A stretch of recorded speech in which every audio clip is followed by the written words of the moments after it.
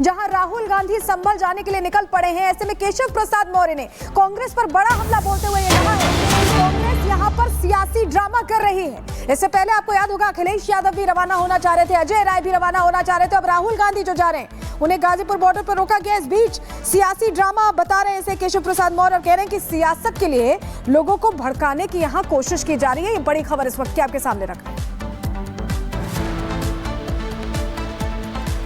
तो संभल के नाम पर सियासी ड्रामा हो रहा है। ये तस्वीर भी हम आपको दिखा रहे हैं। गाजीपुर बॉर्डर पर राहुल गांधी को रोका गया है और राहुल गांधी से पहले और भी बहुत से चेहरे इंडी गठबंधन के ही जाने की कोशिश करते दिखाई दिए थे। पहले समाजवादी पार्टी की ड्रामेबाजी चलती रही। पहले उन्हीं की पार्टी के विधायक सांसद निर्दोष लोगों को मरवाने का काम करते हैं और फिर प्रतिनिधिमंडल भेजने का काम करते हैं, फिर उनको सहायता देने की काम करते हैं। और अब कांग्रेस के नेता और प्रतिपक्ष के नेता श्री राहुल गांधी जी और कांग्रेस ही अपना नौटंकी शुरू कर दिए हैं। उनको सबको लगता है कि सब संभल चले जाएंगे तो उनको मुक्ति मिल जाएगी। मैं आपको बता रहा हूँ, सपा हो चाहे कांग्रेस हो, ये दोनों को इसका बहुत खामियाजा भुगतना पड़ेगा। जैसे श्री अखिलेश यादव जी यूपी में जो हार का जख्म लगा है उससे सह नहीं पा रहे हैं, वैसे श्री राहुल गांधी जी और कांग्रेस पार्टी हरियाणा से लेकर के महाराष्ट्र तक में जो हार का गहरा घाव लगा है उसे वो बर्दाश्त नहीं कर पा रहे। उससे ध्यान बांटने के लिए इस प्रकार के काम कर अखिलेश यादव जी हो इस प्रकार की घटनाओं को राजनीतिक रंग देने का प्रयास करते हैं, ये बहुत ही दुखद है। हम दोनों नेताओं से विनती करते हैं, कृपया उत्तर प्रदेश के लाइन आर्डर को बिल्कुल भी बिगड़ने न दें। आपके जाने से माहौल खराब हो रहा है, अखबार में बयानबाजी से माहौल खराब हो रहा है। हमारी प्रतिबद्धता उत्तर प्रदेश में लाइन आर्डर को मेंटेन करने को लेकर है। वहाँ पर जिस ढंग से पाकिस्तान से निर्मित कारतूस के खोखे मिले हैं, ये घटना की उच्च स्तरीय जांच हो रही है और जो भी इन्वॉल्वमेंट किसी भी व्यक्ति का होगा, कितनी भी पहुंच का होगा, उसे बख्शा नहीं जाएगा। हर स्थिति में जो पीड़ित पक्ष हैं उनको न्याय मिलेगा और निष्पक्ष जांच होगी और जो भी दोषी होगा उनके खिलाफ कड़ी कार्रवाई होगी। इंटरनेशनल कारतूस मिले सारी। बड़ी खबर आपको महाराष्ट्र से जुड़ी हुई बताते हैं, जहां महाराष्ट्र की सियासत पर सूत्रों से ये बड़ी जानकारी मिल रही है। देवेंद्र फडणवीस बनेंगे महाराष्ट्र के नए सीएम। सूत्र ये कह रहे हैं बीजेपी कोर कमेटी की बैठक में ये फैसला लिया गया है। बीजेपी कोर कमेटी की बैठक बुलाई गई थी, बैठक खत्म हो चुकी है और बताया ये जा रहा है कि महाराष्ट्र के अगले सीएम होंगे देवेंद्र फडणवीस। जैसा कि संशय था कि उन्हीं के नाम पर मोहर लगेगी और सूत्र ये दावा भी कर रहे हैं कि देवेंद्र फडणवीस एक बार फिर से महाराष्ट्र के मुख्यमंत्री होंगे। ये सहमति बन गई है, उन्हें बीजेपी विधायक दल का नेता चुन लिया गया है। इसके बाद महायुति की बैठक होनी है। 3:30 बजे राजभवन जाकर के अपना जो पत्र है वो सौंपेंगे कि हमारे पास पूरा बहुमत है। तो महाराष्ट्र की सियासत पर ये सूत्रों से बड़ी खबर मिल रही है। हमारे सूत्र हमें बता रहे हैं कि देवेंद्र फडणवीस बनेंगे महाराष्ट्र के नए मुख्यमंत्री, लेकिन अभी तक इस पर औपचारिक ऐलान नहीं हुआ है, उसका थोड़ा इंतजार हमें करना होगा। बीजेपी कोर कमेटी की बैठक में ये बड़ा फैसला लिया गया है, सूत्रों के हवाले से ये जानकारी मिल रही है। आपको बता दें विधायक दल की जो बैठक है वो अभी चल रही है, उसमें कौन है नेता, विधायक दल की बैठक में कौन नेता बनेगा, किस पर मोहर लगेगी, इसका भी इंतजार करना होगा। लेकिन देवेंद्र फडणवीस महाराष्ट्र के नए मुख्यमंत्री होंगे, सूत्रों के हवाले से बड़ी जानकारी मिल रही है। बैठक में फडणवीस का नाम लगभग तय माना जा रहा है, लेकिन इंतजार अभी औपचारिक ऐलान का करना होगा।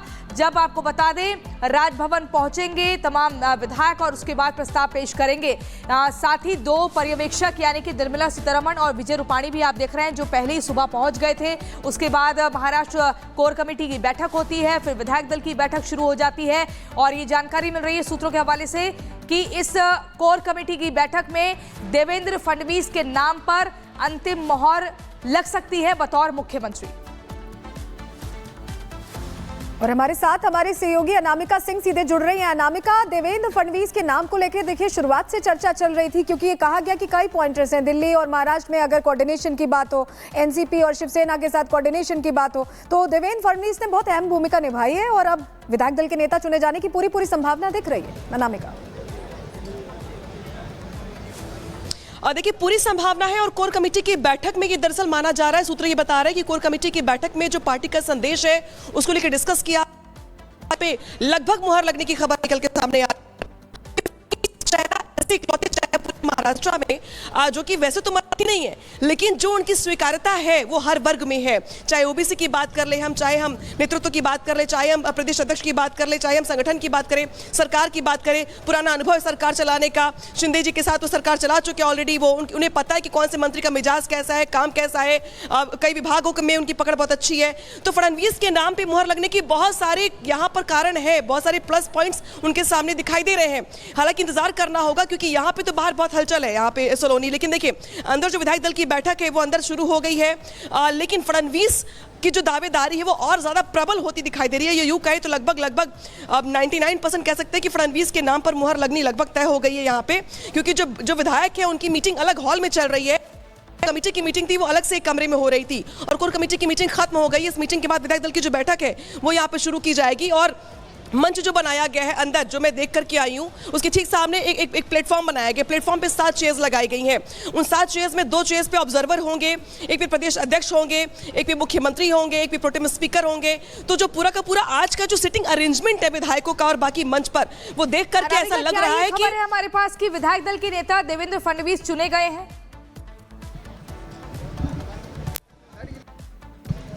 देखिए अभी फिलहाल ऐसा कहना थोड़ा जल्दबाजी हो जाएगा, इंतजार करना होगा, क्योंकि अंदर से एक शख्स अभी बाहर आने वाले बताने के लिए। विधायक दल की मीटिंग अंदर चल रही है। जानकारी ये मिल रही है कि कोर कमेटी ने अपनी ओर से सहमति दे दी है। तो कोर कमेटी की सहमति का मतलब ये है कि अब जो प्रक्रिया बाकी हम देखते हैं हर बार हर राज्य में मुख्यमंत्री के चयन को लेकर के, जो बीजेपी की ओर से परंपरा बनाई गई है कि जो पार्टी के सबसे वरिष्ठ विधायक होते हैं, 8 बार के विधायक, 9 बार के विधायक, वो मुख्यमंत्री का जो नाम होता है उसके नाम का प्रस्ताव आगे रखते हैं।